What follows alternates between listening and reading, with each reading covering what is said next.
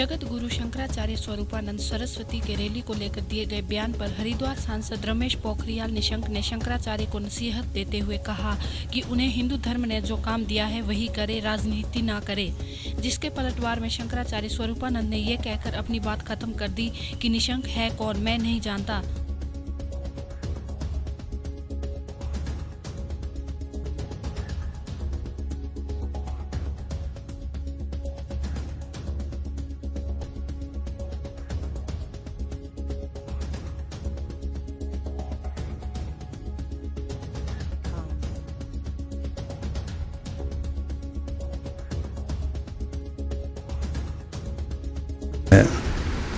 कि हम कोई उनके विरोध में नहीं आए थे। हम कल आ रहे थे, परसों आ रहे थे, तो हमने ये देखा कि आदमियों को ट्रक में ठूस के भरा हुआ था। तो ये कोई तरीका नहीं था कि रैली के लिए इस तरह से लोगों को भरा जाए। तो कोई भी सम्मानित व्यक्ति इस तरह से रैली में जाए फिर लौटे, ये कोई उचित नहीं है। और ये जो रैली होती हैं, किसी भी नेता के पास जाते हैं लोग तो श्रद्धा से जाते हैं, उनके विचार सुनने के लिए जाते हैं, ढोए नहीं जाते। तो ये एक स्वाभाविक बात थी, इसका राजनीति से क्या संबंध है।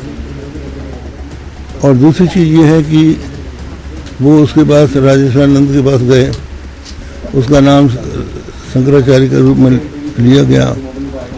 सवाल ये है कि आदि शंकराचार्य ने जिन पीठों की स्थापना की है उन पीठों का आचार्य ही शंकराचार्य कहलाता है। तो आप ये बताइए, जगतगुरु आश्रम में कहाँ शंकराचार्य ने पीठ स्थापित किया था। तो ये शुरू से ही उल्टी पुल्टी बात जब कर रहे हैं तो ये क्या हमको निहाल करेंगे। नीति का धर्म से अलग है। निशंक के बारे में हमको कुछ नहीं कहना, हम उसको जानते ही नहीं। स्वरूपानंद जी को हम बहुत आदर देते हैं, उनसे अनुरोध है वो राजनीति न करें। जो काम उनको सौंपा है हिंदू समाज ने उस काम को करें। मैं कह रहा हूँ कि ये जो काम उनको दिया है वो काम करें। हमारे राष्ट्रीय अध्यक्ष जी इस नाते नहीं गए कि वो किसी पीठ को स्थापित करने के लिए गए हैं। हम मिलने के लिए गए हैं। हम सभी धामों में, सभी आश्रमों में, मठों में, मंदिरों में मिलने के लिए जाते हैं। मैं ये कह रहा हूँ कि वो काम स्वरूपानंद जी प्लीज आप हिंदू समाज की भावनाओं को आहत मत करिए। आपको जो काम दिया वो काम करिए। आप बड़े बोल जो है भाजपाइयों के मुंह से शोभा देते हैं। तो हम तो संत महात्माओं सबका आदर करते हैं। ये जो है उनके नाम पर तिजारत करते हैं, राजनीति करते हैं, उनमें और हम में अंतर है। तो ऐसे बोल उन्हीं को शोभा देते हैं, उन्हीं को मुबारक हो जो बोल उन्होंने बोले। मैं तो हिम्मत भी नहीं कर सकता। हरिद्वार आतंकी अलर्ट के बाद किसी भी परिस्थिति से निपटने के लिए उत्तराखंड एटीएस की टीम कितनी मुस्तैद है, इसे परखने के लिए हरिद्वार में एटीएस के कमांडो की एक मॉक ड्रिल का आयोजन किया गया, जिसमें सीसीआर में बंधक बनाए गए लोगों को आतंकियों के कब्जे से एटीएस ने छुड़ाया। इस मॉक ड्रिल में 50 कमांडोज ने भाग लिया।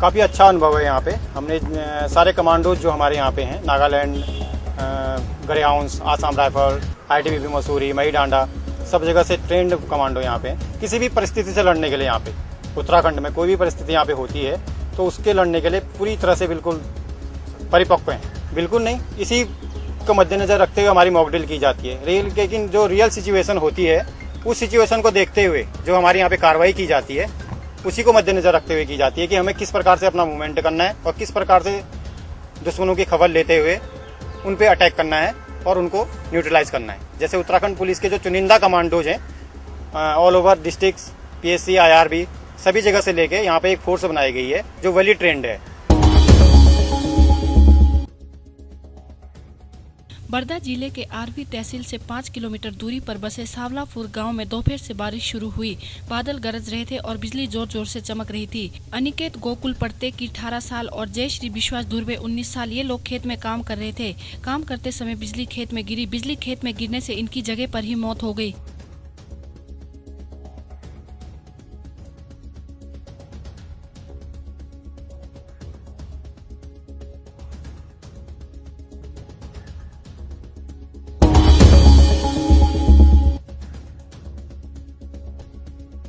बिलासपुर तो जैसे मानो भूमाफियाओं के लिए एक गढ़ बनता जा रहा है। आए दिन लोगों की जमीन खरीदी बिक्री के नाम पर धोखाधड़ी का मामला सामने आता है। ऐसा ही कारनामा बिलासपुर के एक नामी बिल्डर का भी सामने आया है, जिसने बिला नगर पंचायत पर बंधक जमीन को अपनी बताकर अकलतरा निवासी मुकेश केडिया पिता राजेंद्र प्रसाद केडिया को, जो कि पेशे से व्यापारी है, हरदीप खलूजा ने केडिया जी को बेचा। क्या ये कानूनन गलत नहीं है? गलत था, मगर उस समय उनका कार्य चल रहा था, अच्छे प्रगति में था। उन्होंने ये कहा कि 3 महीने बाद में विकास कार्य पूर्ण करा के। विवेक जी, आप विकास कार्य की बात कर रहे हैं। इस कार्य को आज 2.5 साल हो चुके हैं, तो अब ये 11वें महीने में ये 3 साल हो जाएगा एग्रीमेंट, रिलैप्स हो जाएगा। तो क्या आपकी पार्टी ने अभी तक विकास कार्य कंप्लीट नहीं किया? नहीं किया है, कोई विकास कार्य नहीं हुआ। आपकी जवाबदारी नहीं बनती है? आपने गवाह नंबर 1 पे डाला है अपना नाम, क्या आपकी जवाबदारी नहीं बनती कि केडिया जी का मामला को सटाएं? बिल्कुल बनती है। तो आपने क्या पहल की है इसके लिए? पहल ये किया है, इनके द्वारा रिपोर्ट की गई है। आपने हरदीप सिंह से कहा कि केडिया जी का मामला को निपटाइए? बार-बार कहा। क्या कहा हरदीप सिंह ने? करवा रहा हूँ, फिर जवाब न देना। केडिया जी का आरोप है कि हरदीप सिंह खलूजा उनसे फोन नहीं उठाता, फोन पे बदतमीजी से बात करता है। आपकी पार्टी हरदीप खलूजा है, आपके केडिया जी मित्र थे, केडिया जी का पैसा आपके लगवाया है, आपने केडिया जी के साथ गलत नहीं किया? केडिया जी के साथ गलत आपको न्याय मिलेगा। अब सामने वाला बिल्डर ऐसा 3 साल हो रहे हैं भाई साहब उनके पैसे को। निकलेगा पैसा। न्याय की भाषा किसको कहते हैं? अब न्याय से निकलेगा पैसा, न्याय मिलेगा।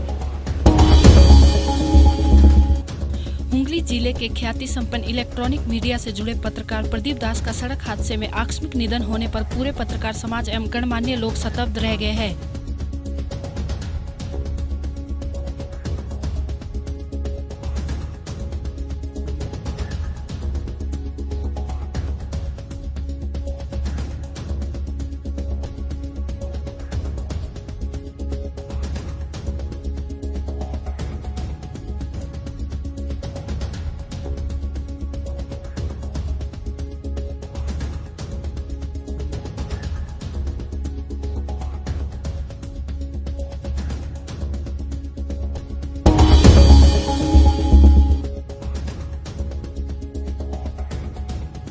अलीगढ़ के थाना दहली गेट इलाके के कब्रिस्तान में दफनाए युवक के शव को निकलवाकर भेजा पोस्टमार्टम को। 3 माह पूर्व जलालपुर में हुआ था युवक का एक्सीडेंट। उस समय परिजनों ने नहीं करवाया था पोस्टमार्टम। परिजनों ने अधिकारियों से गुहार लगाकर जताई हत्या की आशंका।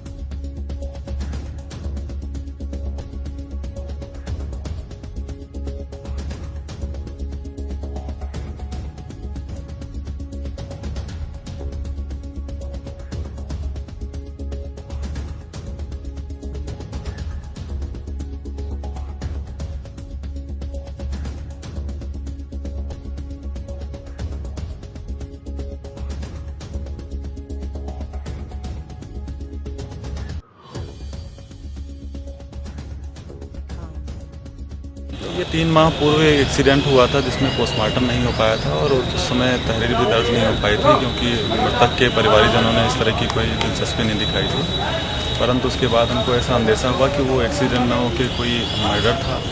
उसके संबंध में उन्होंने कार्रवाई चाही, तो ये उच्च अधिकारियों के द्वारा निर्देश हुआ कि इसकी बॉडी निकलवा के पुनः पोस्टमार्टम कराया जाए ताकि न्याय को जिंदा रखा जा सके। सर, ये हमें बताया गया, पुलिस ने बताया हमें, कहता आप मलखान से फ़ोन किया कि आपकी किसी परिचित की बॉडी पड़ी है मलखान से। तो हमने वहाँ जाके देखा तो हमारे भांजे की बॉडी थी। समझे? तो वहाँ हमें किसी पर कोई शक शुबा था नहीं उस टाइम पे किसी किस्म का। तो हमने ये कह दिया कि साहब हमें कोई शक शुबा नहीं है किसी पर और हम इसका PM क्या कराएं। बाद में पता लगा कि ऐसा जो हत्या करी गई है इसकी, तो हमने इसकी गुहार लगाई DIG साहब से। उन्होंने मुकदमा लिखने का आदेश दिए, वो जांच करी CO साहब ने, CO फर्स्ट साहब ने जांच करी इसकी 1 महीने। उसके बाद में मुकदमे का आदेश दिया थाना डेलीगेट को। थाना डेलीगेट ने फिर से एक्सीडेंट में कायम कर दिया। इन्होंने कहा था PM होगा पहले बॉडी का, उसके बाद में ये हो सकता है 3 दिनों में। तो मैं साहब आप आदेश प्रदान करें इसके।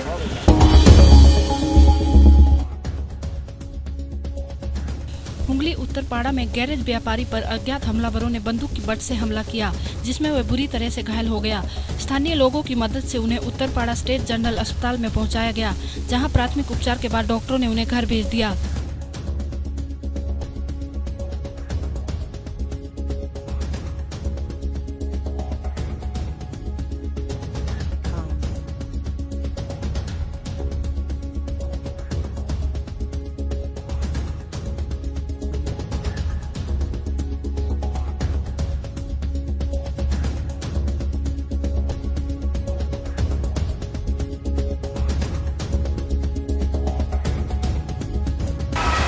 বুবু বলে একটি ছেলে আমাকে ফোন করে, যে বলে তার বাড়ির দোকানে তার গাড়ি ব্রেকডাউন আছে, তারই বন্ধু কারণ গাড়ি ব্রেকডাউন আছে। আমি যাই সেখানে, দেখি গাড়িটা সত্যি ব্রেকডাউন। তারপর গাড়িটাকে স্টার্ট করে নিয়ে আসি আমি আমার গ্যারেজে। নিয়ে আসার পর তারপর এস্টিমেট দিই, এস্টিমেট তাদের পোষায় না, বলে কাজ করবেন, ঠিক আছে কাজ করবেন না, ঠিক আছে আমার ব্রেকডাউন চার্জটা দেওয়ার জন্য বলি, অনুরোধ করি। তারা বলে না দেবো না। কেন দেবো? হ্যাঁ, তখন আমি বললাম না ব্রেকডাউন চার্জ তো দিতেই হবে, ব্রেকডাউন চার্জ না দিলে কি করে হবে? তখন বলছে না আমরা দেবো না। তারপর আমি জোর জবর করার পর তারা ব্রেকডাউন চার্জ দেয়। তখন দুটো ছেলে আসে, দুটো ছেলে এসে বলে টাকা দেওয়ার পর বলে আমরা বুঝে নেবো বাকি। তারপর মাঝে সাঝে আমার উত্ত্যক্ত করতো। গত মঙ্গলবার আমার বাড়িতে 3 জন যায়, গিয়ে আমার খোঁজ করে, কিন্তু আমি সেই টাইমে বাড়িতে ছিলাম না। তারা চলে আসে। মঙ্গলবার রাত্রে আবার ফোন করে গাড়ি ব্রেকডাউন আছে রাজবাড়ির সামনে, আমি যাই না। তারপর বুধবার আবার তারা 4-5টা ছেলে আসে বাইক নিয়ে, বলে কোন্নগর 12 মন্দিরের সামনে গাড়ি অ্যাক্সিডেন্ট আছে চলো।